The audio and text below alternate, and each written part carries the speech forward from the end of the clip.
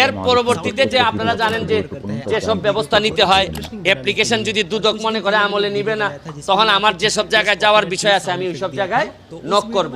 আমার প্রশ্ন হচ্ছে যে বঙ্গবন্ধু কন্যা জননেত্রী শেখ হাসিনার একটা মিশন হচ্ছে গিয়ে দুর্নীতির বিরুদ্ধে প্রতিবাদ, দুর্নীতির বিরুদ্ধে কাজ করতে হবে এবং দাঁড়াতে হবে।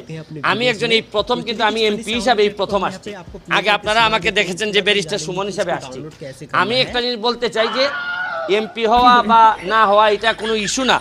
ইস্যুটা হচ্ছে গিয়ে যে সব জায়গায় দুর্নীতির ব্যাপারে অন্যরা কথা বলবে না, আমার যদি সামর্থ্য থাকে, শক্তি থাকে, সাহস থাকে, আমি কথা বলবো না। এটা স্বাভাবিক প্রক্রিয়া। দুদক যদি না যায় তাহলে আমার যা যা করা লাগে, আমার এইটুকু পর্যন্ত আমার যতটুকু এনার্জি আছে, আপনারা জানেন যে প্রতিটা মামলা, যেসব মামলা আমি দুদকে নিয়ে আসি, এই মামলাগুলো আদালত পর্যন্ত নিয়ে যাইতে গিয়ে আমার অনেক এনার্জি খরচ হয়, অনেক প্রেসারের মুখোমুখি হইতে হয়, অনেক যন্ত্রণা